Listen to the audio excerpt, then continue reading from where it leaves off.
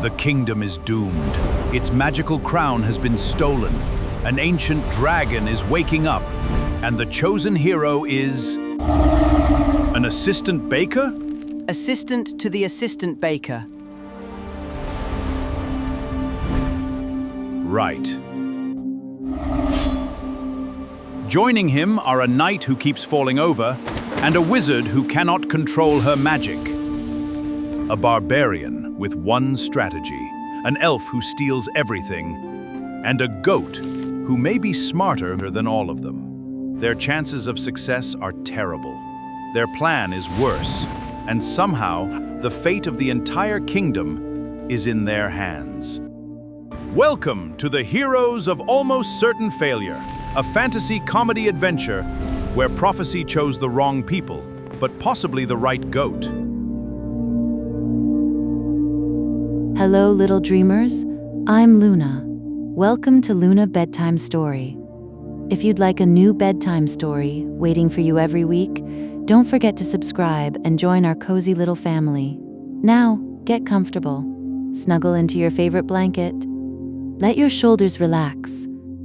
Close your eyes. Let's begin our story. Chapter 1: A Hero is Summoned. There are occasions when destiny knocks politely. There are occasions when destiny kicks open the door. And there are occasions when destiny trips over the doorstep, falls into a bucket, and blames the nearest person. For Tibblesworth Mudbottom, destiny arrived on a Wednesday morning wearing a red hat. Tibblesworth, known to his friends as Tib, lived in a small village called Little Pebble. The village was famous for three things: turnips, rain, and a historical monument commemorating the opening of the historical monument. Tib worked as assistant to the village assistant baker. This meant he was not allowed to bake anything. His responsibilities included carrying flour, cleaning trays, and preventing the head baker's goat from eating the customers. The goat was winning. On that particular Wednesday, Tib was sweeping the bakery floor when a royal messenger entered. The messenger wore a red hat, golden armor, and the expression of a man who had been asking for directions for several days. "Are you Tibblesworth Mudbottom?" he asked. Tib looked behind himself. "Yes." The messenger unrolled a scroll. "By order of Queen Celestia the Magnificent, you are commanded to report immediately to the royal palace, where you shall receive a quest of historic importance." Tib dropped his broom.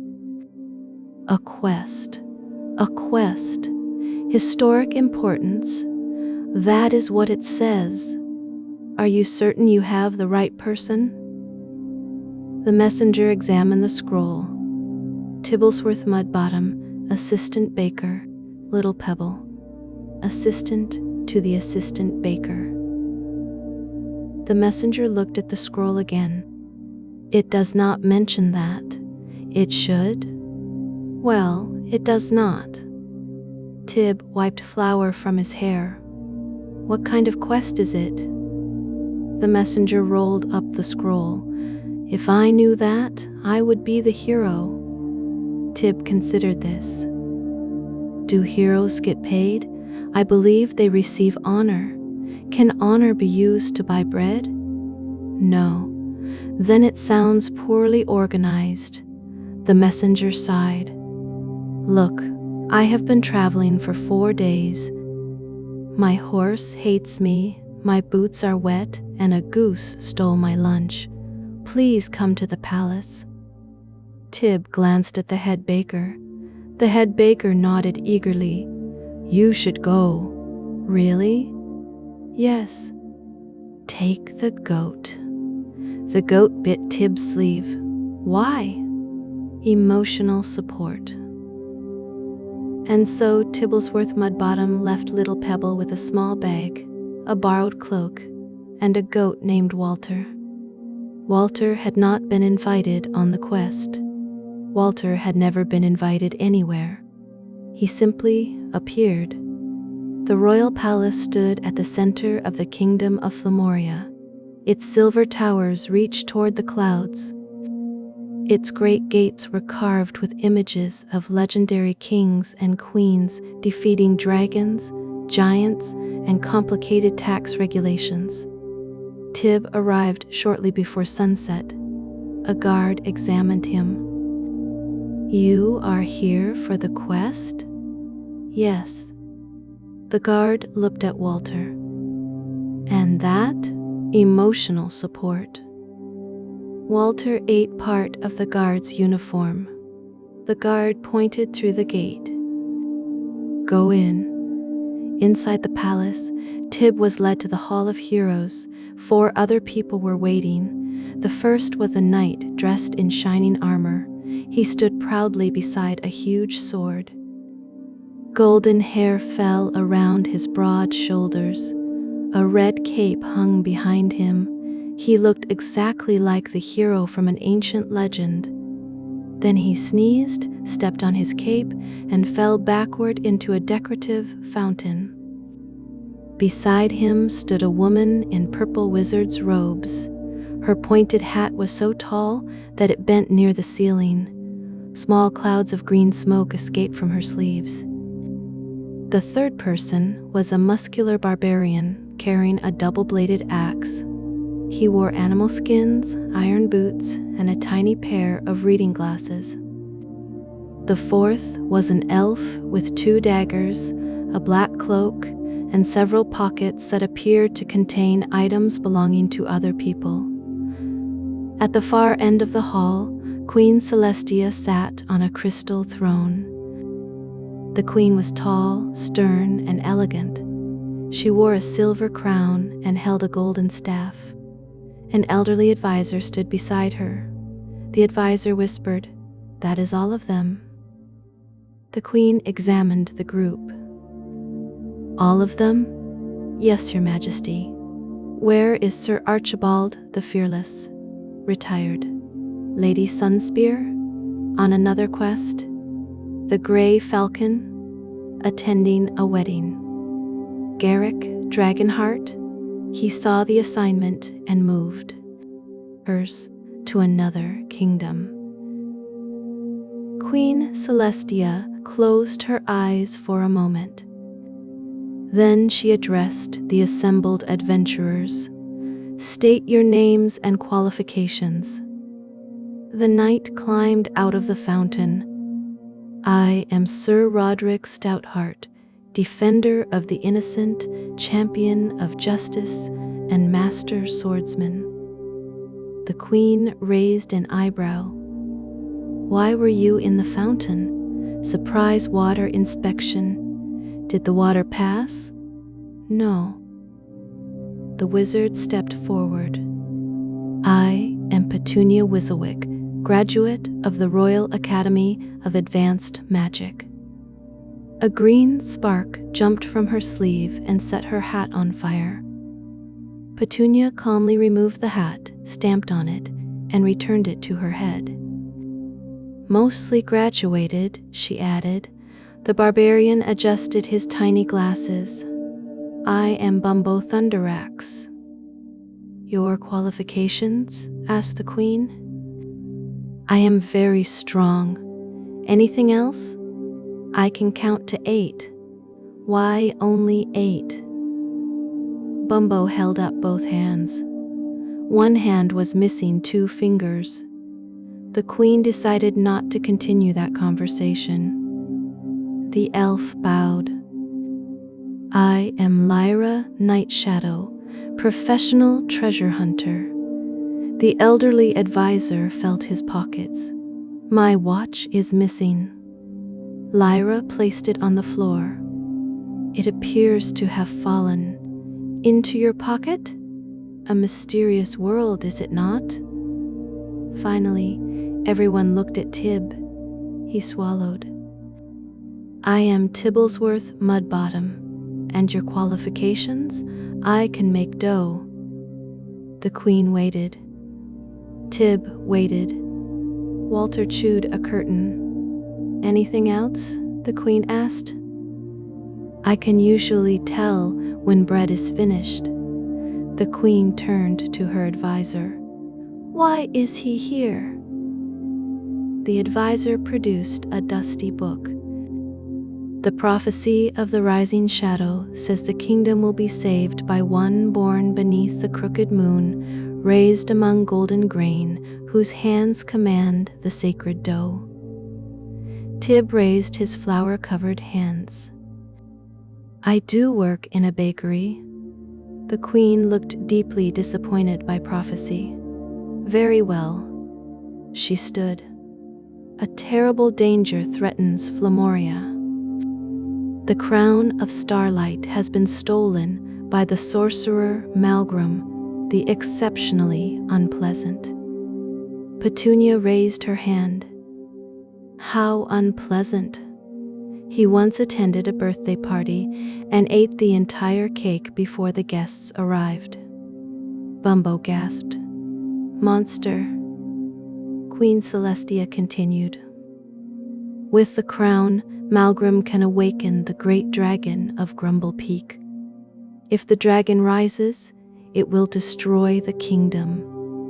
Sir Roderick drew his sword. We shall stop him. The sword slipped from his hand and landed in the fountain. The queen stared at it. You must travel to Malgrim's fortress, recover the crown, and prevent the awakening. Lyra folded her arms. What is the reward, the gratitude of the kingdom? Lyra turned toward the door.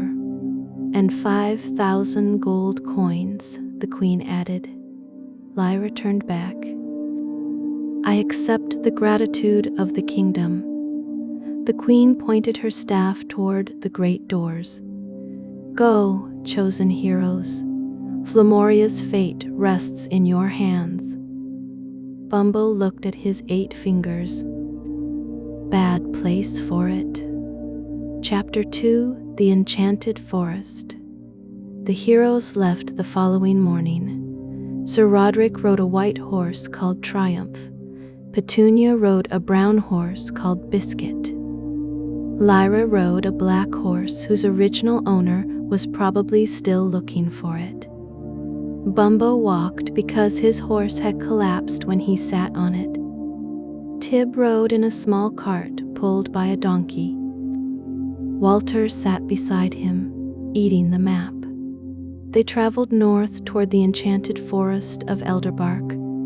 By noon, only half the map remained. Tib attempted to take it from Walter. Walter ate faster. Stop him, shouted Lyra. I am trying. That map shows the location of Malgrim's fortress. Walter swallowed the final piece. Bumbo studied the goat. Now goat knows way. Walter does not know anything, said Tib. Walter stared directly at him. He knows you said that, Petunia whispered. The enchanted forest rose ahead of them. Ancient trees twisted over the path. Blue mist drifted between their roots. Strange lights floated beneath the branches. A wooden sign stood at the entrance. Welcome to the enchanted forest below it, in smaller letters, not responsible for curses, disappearances, transformations, or lost luggage. Sir Roderick drew his sword. Stay close. This forest is filled with danger. Something moved in the bushes. Roderick screamed and jumped behind Bumbo. A rabbit emerged. Roderick cleared his throat. I was protecting our rear position. The rabbit stared at him. Then it spoke. Travelers. Everyone froze. The rabbit hopped onto a stone. To pass safely through the forest, you must answer 3 questions. Bumbo raised his axe. I can answer with axe. No, said Tib. The rabbit lifted one paw. First question. What is the greatest treasure in the world? Gold, said Lyra. Wrong. Magic, said Petunia. Wrong. Strength, said Bumbo. Wrong. Sir Roderick stepped forward. Friendship, the rabbit nodded. Correct. Everyone stared at him. Roderick smiled. I read it on a decorative pillow, the rabbit continued. Second question. What grows larger the more you take away from it? A hole, said Tib. Correct. Lyra examined him. How did you know that? I work with dough. Holes are a major professional concern. The rabbit raised its paw again. Third question. If 6 goblins enter a cave and 3 leave, how many remain? 3, said Petunia. Correct. The rabbit pointed down the path.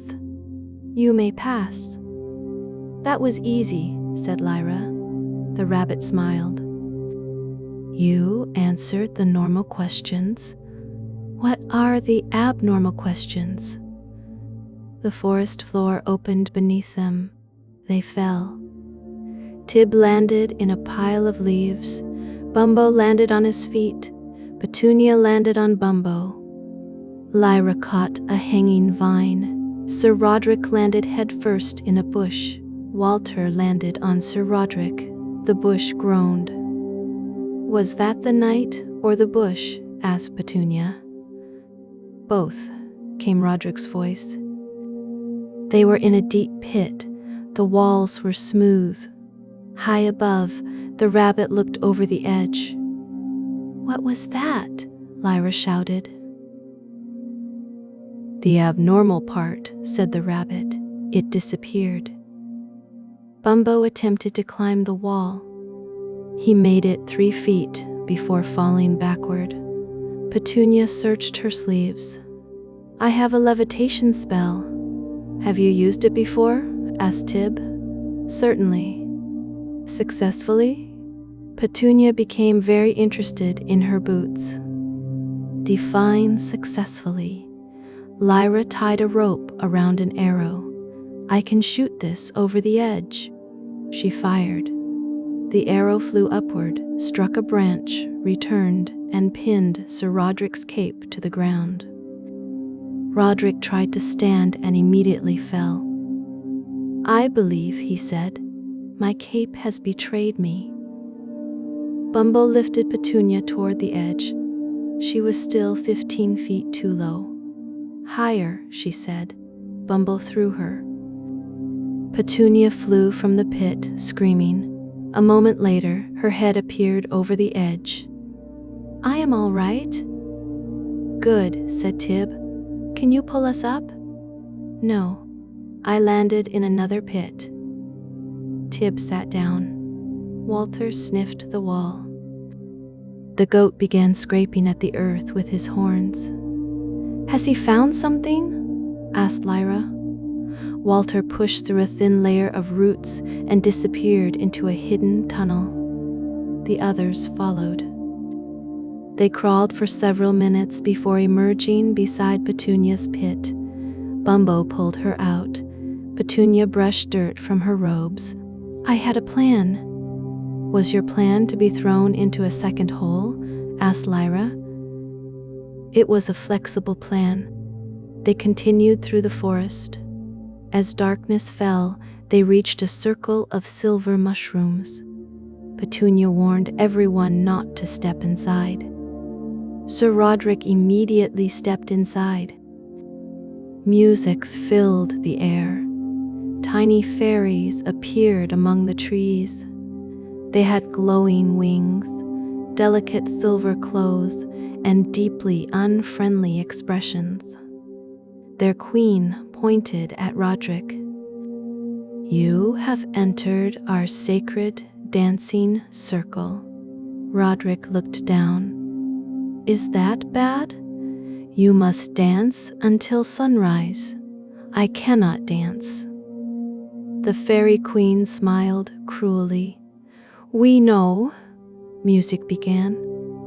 Sir Roderick's legs jerked into motion. He hopped sideways, kicked forward, spun around, and struck Bumble with his cape. "Help me." Petunia raised her hands. "I can break the enchantment. Please do." She cast a spell. A flash of pink light spread across the clearing. Everyone began dancing. Tib's arms waved wildly. Lyra spun in circles. Bumbo performed a delicate series of jumps that seemed physically impossible for a man of his size. Walter stood on his hind legs and joined them. The fairies applauded. Petunia danced past Tib. "I may have increased the enchantment. I had noticed. How do we stop?" "Perhaps the spell ends if the music stops." Lyra danced toward the fairy musicians. She attempted to grab a tiny silver flute. The musician flew out of reach. Bumbo stomped to the rhythm, shaking the ground. The mushrooms bounced. The fairies struggled to remain in the air. "Bumbo!" Tib shouted. "Stomp harder!" Bumbo grinned. He jumped. He came down with a crash. The entire mushroom circle collapsed into the earth. The fairy musicians scattered. The music stopped. Everyone fell over. The fairy queen hovered above the destroyed circle. "My sacred mushrooms." Bumbo looked at the crater. They were weak mushrooms. The fairy queen's wings turned red. "Leave this forest and never return." "We were already planning that," said Lyra. The fairies chased them through the trees, throwing glowing acorns. By midnight, the heroes escaped the forest. Sir Roderick leaned against a tree. "We have survived our first challenge." A glowing acorn struck the back of his helmet. "Mostly." Chapter 3: The Bridge of Terrible Toll. The next morning, the heroes reached a deep canyon. A stone bridge stretched across it. A giant stood in the middle. He was 20 feet tall, with a beard full of birds and a club made from a tree. A wooden sign hung from his neck. "Bridge toll, 10 gold coins." Lyra counted the group. "If we pay separately, that is 50 coins. 60, said Tib. "Walter is with us. I am not paying for the goat." Walter ate one of her gloves. "You are paying for the goat," said Tib. They approached the giant. "Halt," he boomed. "None may cross without paying the toll." Sir Roderick placed one hand on his sword. "We represent Queen Celestia." The giant shrugged. 10 gold coins. "We are on a mission to save the kingdom." 10 gold coins. The world may be destroyed. Then gold will become useless. You should pay me quickly. Lyra stepped forward. "What if we defeat you in combat?" The giant looked down at her. "What if you do not?" Lyra stepped back. 10 coins seems reasonable. They pooled their money. Tib contributed 2 copper pieces and a small button. The giant examined the payment. "This is only 43 coins. "Group discount?" asked Petunia. "No." "What if we answer a riddle?" asked Tib. The giant's eyes brightened. "I like riddles. If we answer correctly, we cross for free. And if you answer incorrectly, you let us cross for half price. That does not sound fair. You are the one with the club." The giant considered this. "Very well, but I ask the riddle." He cleared his throat. "What has 4 legs in the morning, 2 legs at noon and 3 legs in the evening. A person, said Sir Roderick. The giant stared at him. How did you know?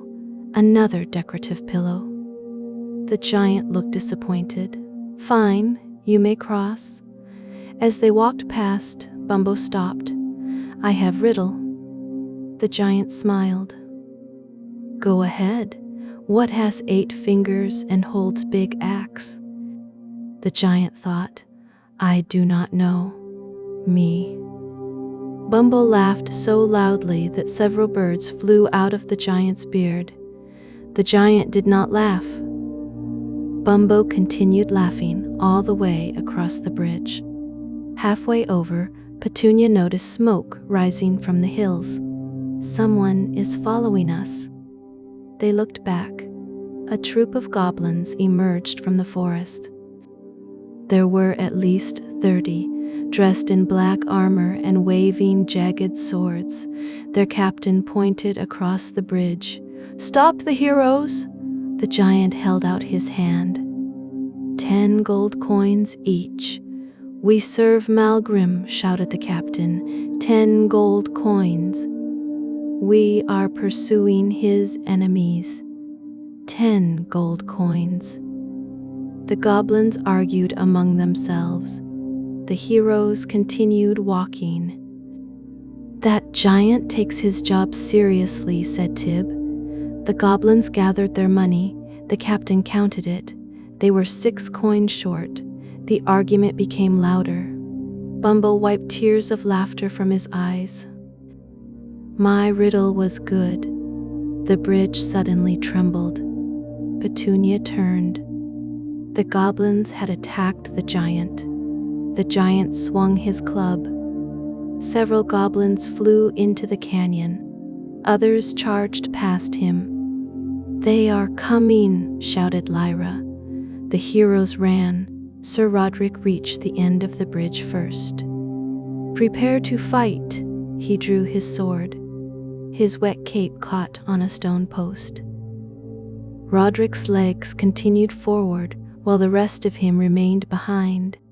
He fell flat on his back. The goblin captain raised his blade. Bumbo picked up the stone post. It had been supporting the bridge. Tib saw the stones shifting. Bumbo, put that back. Why? It holds the bridge. The bridge collapsed. The goblins screamed as the center section fell away. The giant jumped safely onto the far side. Most of the goblins landed on a rocky shelf below. Their captain remained hanging from the edge. Sir Roderick crawled forward and grabbed his hand. The goblin stared at him. You are saving me? I am a knight. I cannot allow a helpless enemy to fall. The goblin raised his other hand and tried to bite him. Roderick released him. The goblin dropped onto the shelf with the others. I reconsidered. The heroes looked back at the broken bridge. How do we return home? Asked Tib. Lyra shrugged. That is a problem for our future selves. Tib looked into the canyon. Our future selves are going to hate us. Chapter 4. The Village of Extremely Friendly People. Beyond the canyon stood a pleasant village called Smiling Hollow. Every house was painted white. Flowers filled the windows. Cheerful villagers waved as the heroes approached. A sign read, "Welcome, travelers. Please stay for dinner, forever." Tib read the final word again. That seems concerning. An elderly woman hurried toward them. Visitors, how wonderful. She hugged Sir Roderick, then Petunia, then Tib. She attempted to hug Bumbo, but could only reach one of his knees. I am Mayor Mildred, she said. You must stay in our village tonight. We should continue, said Lyra. Nonsense. The mountain roads are dangerous after sunset. It is morning, very early sunset today. Tib noticed that every villager was smiling. None of them blinked. Walter growled. Tib had never heard Walter growl before. He had heard Walter cough, snore, sneeze, and once produce a sound resembling a question, but never growl. Mayor Mildred led them to a large dining hall. A feast waited inside. There were roast vegetables, fresh bread, fruit pies, and enormous bowls of soup. Bumbo sat down immediately. "Perhaps we should be cautious," said Tib. Bumbo had already swallowed a loaf of bread. "Bumbo," Lyra said, "the villagers may be under an enchantment." Bumbo drank an entire bowl of soup. Good enchantment. Petunia examined the food. "I sense magic." Everyone stopped eating. Bumbo slowly returned a pie to the table. "What kind of magic?" asked Roderick. Petunia waved her hands over the bread. "A powerful transformation spell." Tib looked around. The villagers stood along the walls, still smiling. Mayor Mildred's smile widened. "You should eat." "No, thank you," said Tib. "Eat. We recently had lunch. Eat." The villagers moved toward them. Their smiles stretched unnaturally wide. Sir Roderick drew his sword. The villagers' bodies shimmered. Their pleasant human faces disappeared. Dozens of green goblins surrounded the table. Mayor Mildred transformed into a tall goblin captain wearing a flowered dress. "It was a trap," he hissed. Bumbo pointed at the food.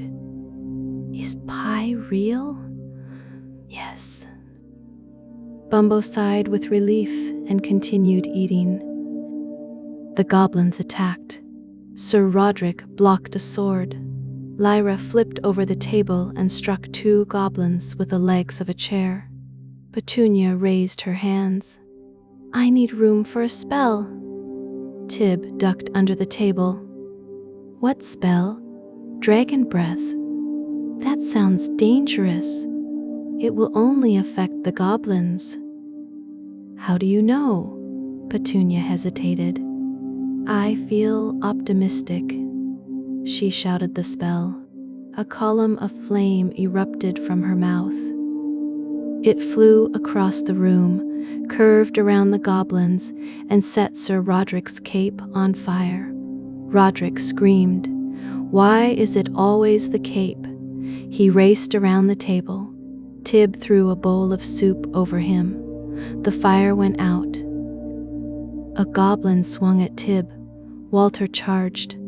The goat hit the goblin in the stomach and launched him into a cupboard. Tib grabbed a long loaf of bread and swung it like a club. The loaf struck another goblin's helmet. It broke in half. "The bread is stale," Tib shouted. "That is your concern?" yelled Lyra. "I have professional standards." Bumbo lifted the feast table. Several goblins were still standing on it. "Bumbo," said Tib, "remember the bridge." Bumbo looked confused. Then he threw the table through the wall. "Wrong lesson," shouted Tib. The table landed in the street. Goblins rolled in every direction. Sir Roderick charged their captain. The captain blocked his sword and kicked him backward. Roderick slipped in the soup. His sword flew into the air. The weapon spun twice and landed point first between the captain's feet. The goblin stared down. Roderick stood and placed his hands on his hips. Exactly as planned. The captain surrendered. The remaining goblins fled. Bumbo picked up the pie. Victory food. Petunia searched the building. Behind a locked door, she found the real villagers. Mayor Mildred emerged first. She looked exactly like the goblin's disguise, including the flowered dress. "Thank you for rescuing us," she said. "How long were you imprisoned?" asked Tib. 3 days. Lyra pointed at the goblins. "Why did they capture your village?" "They were ordered to stop anyone traveling to Malgrim's fortress. The mayor gave them food, supplies, and a new map." Tib rolled it carefully and placed it inside a metal tube. Walter ate the strap holding the tube. "Close enough," said Tib. Before they left, Mayor Mildred warned them. "Malgrim's tower is protected by deadly traps, dark magic, and a terrible guardian." "What kind of guardian?" asked Roderick. "No one knows. Nobody who has seen it has returned." Bumbo adjusted his glasses. Maybe they liked it there.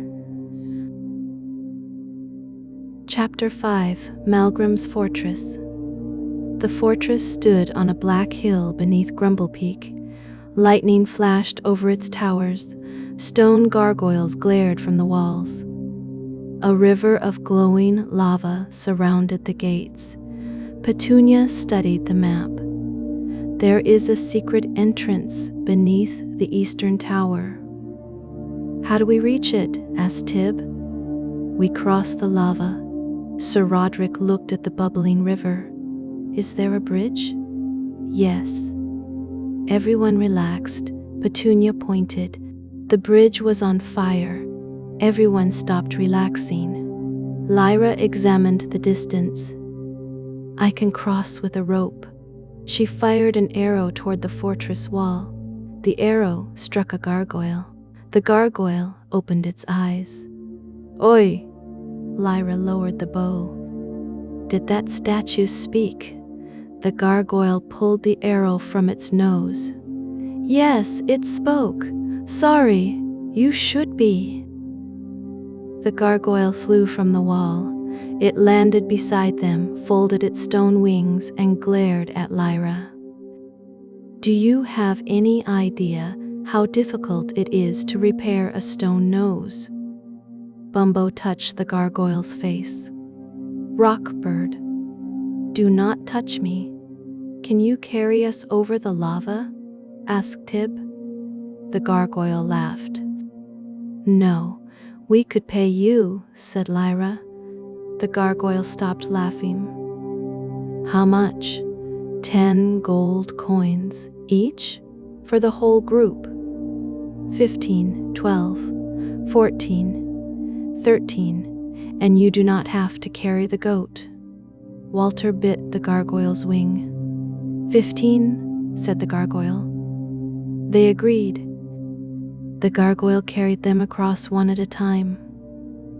Bumble required 3 attempts and considerable encouragement.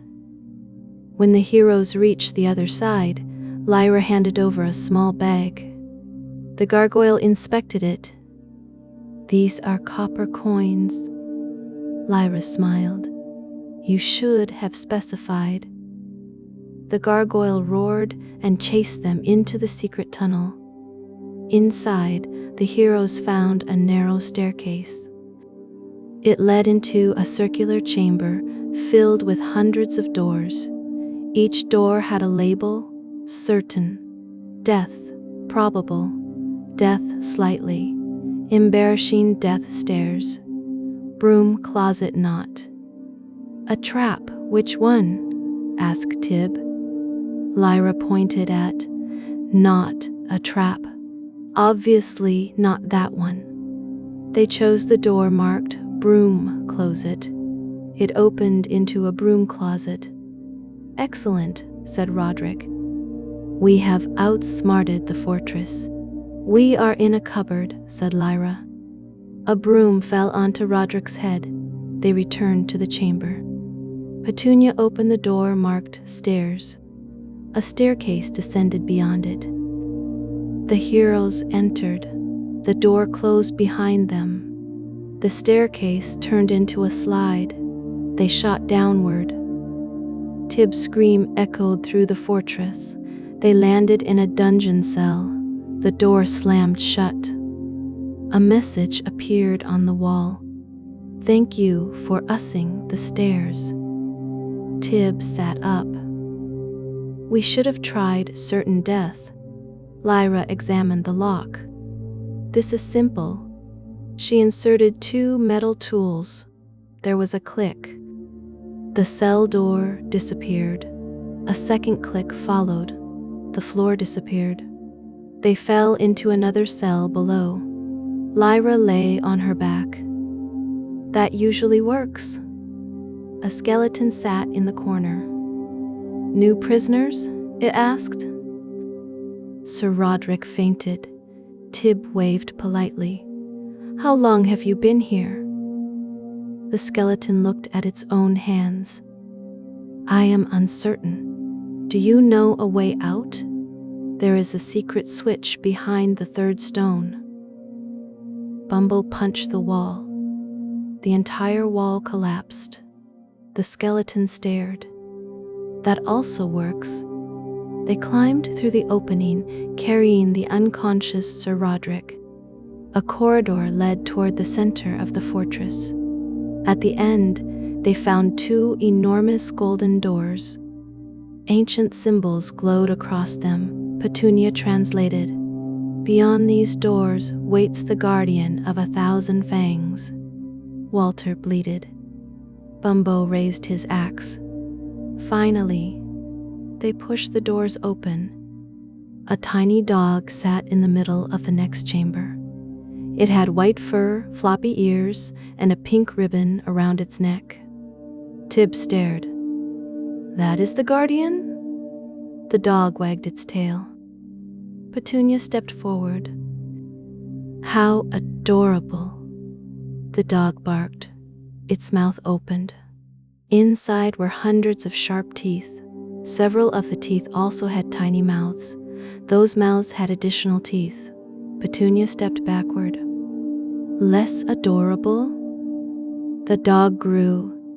It expanded until it filled half the chamber. Its eyes turned red. Smoke poured from its nostrils. The guardian of 1,000 fangs roared. Sir Roderick woke, looked at it, and fainted again. Bumbo charged. The guardian swatted him across the room. Lyra threw a dagger. The dog caught it in one mouth and swallowed it. Petunia cast a freezing spell. The spell struck Tib. Ice covered his boots. "Wrong target." "Sorry." Walter walked toward the monster. "Tib," Lyra said, "your goat is about to be eaten." Walter stopped in front of the guardian. The guardian sniffed him. Walter sniffed back. The giant dog lowered its head. Walter licked its nose. The guardian's tail began wagging. Each wag shook the chamber. Walter trotted toward the golden doors on the far side. The guardian followed. Tib stared. "How did he do that?"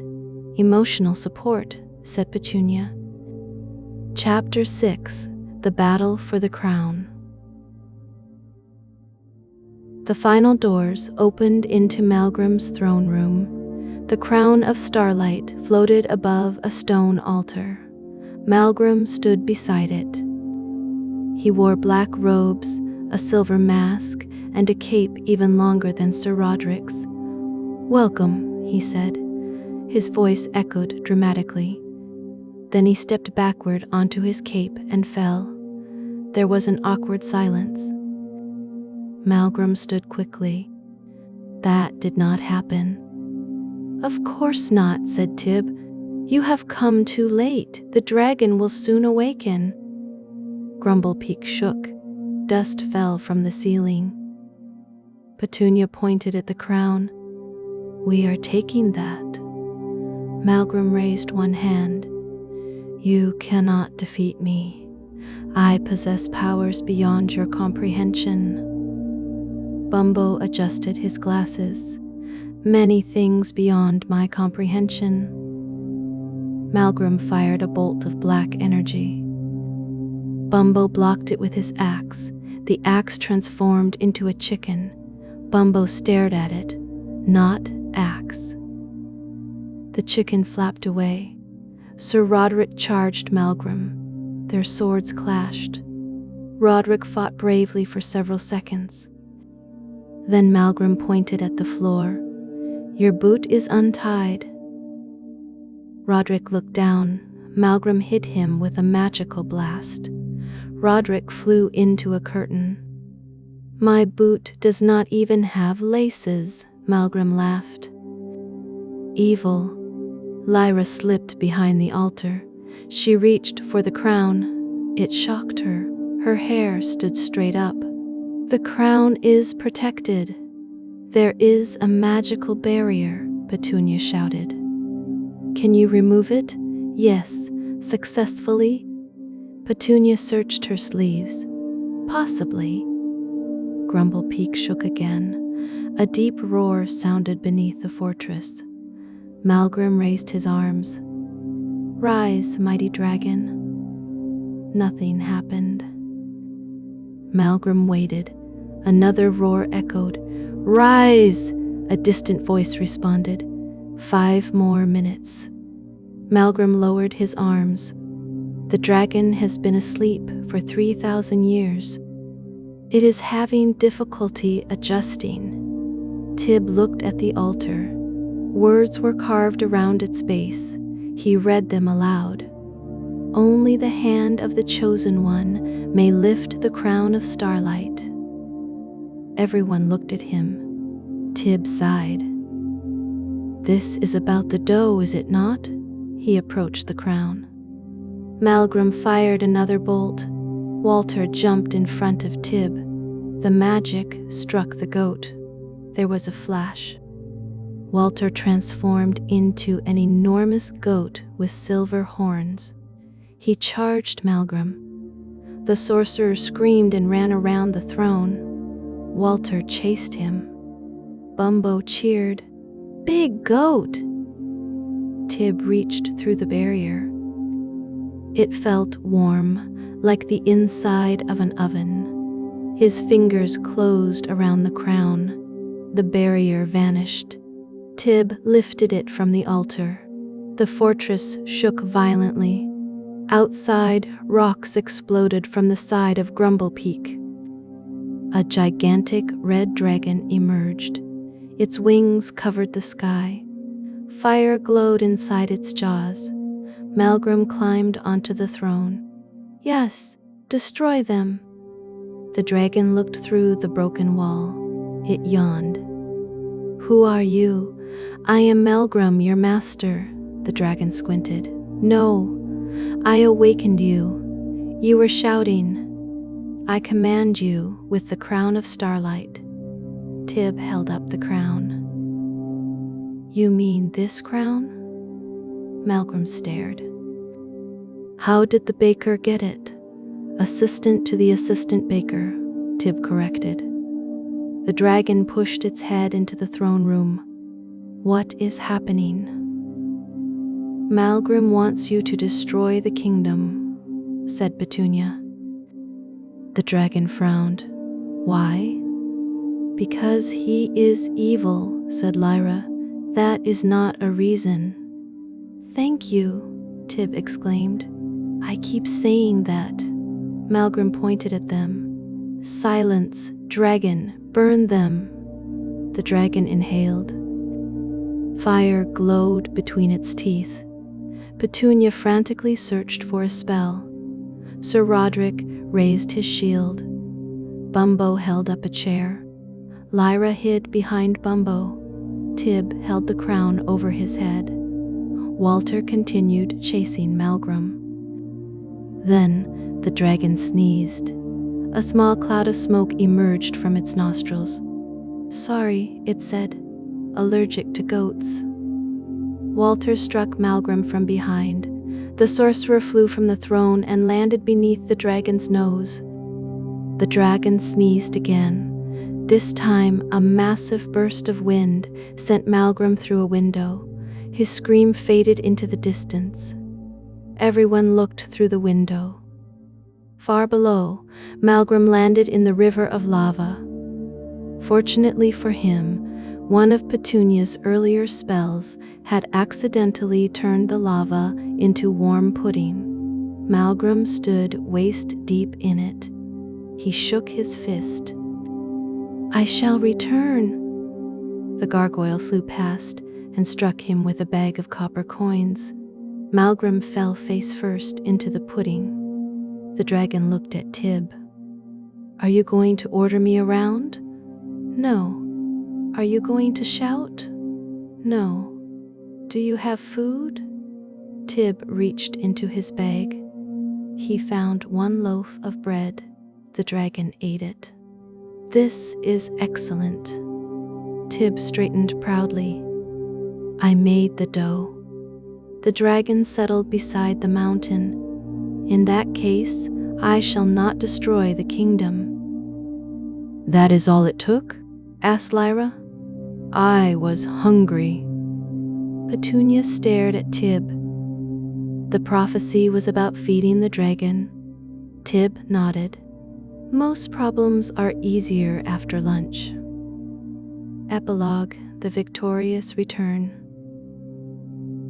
The heroes returned to the royal palace 12 days later. They arrived on the back of the Great Dragon of Grumblepeak. Sir Roderick stood proudly at the front, his cape fluttering behind him. The cape caught fire during the landing. He had expected this and carried a bucket of water. The people of Flummoria cheered. Queen Celestia received the Crown of Starlight. "You have saved the kingdom," she declared. "You shall be remembered as the greatest heroes of this age." Tib looked at his companions. Sir Roderick's armor was dented. Petunia's hat was smoking. Lyra was wearing the queen's missing bracelet. Bumbo carried a chicken he insisted was still his axe. Walter had returned to his normal size and was eating the royal carpet. "Greatest heroes?" Tib asked. "Available heroes," corrected the elderly advisor. The queen handed them 5,000 gold coins. Lyra counted them twice. Sir Roderick became commander of the Royal Knights. His first official act was to ban capes during combat. Petunia became the palace wizard. Her spells remained unpredictable, but the queen discovered that this made invading armies extremely nervous. Bumble opened a school for barbarian strategy. Its entire curriculum consisted of one sentence: "If hitting the problem does not work, find something larger to hit it with." Lyra became royal treasurer. This appointment lasted approximately 6 minutes. Tib returned to Little Pebble. With his share of the reward, he bought the bakery and renamed it the Chosen Bun. The Great Dragon visited every Thursday for lunch. Tib was promoted to head baker. Walter became assistant to the head baker. Unlike Tib, Walter was allowed to eat the customers. As for Malgrim the Exceptionally Unpleasant, he eventually escaped from the pudding. He swore vengeance against the heroes. He built another fortress. He assembled another goblin army. He began planning another terrible awakening. Then the giant from the bridge arrived and demanded an unpaid toll. Malgrim argued. The discussion did not go well, and so peace returned to Flummoria, at least until the following Wednesday. That was when Bumbo's chicken laid a magical egg. But that is another story. Petunia. The end.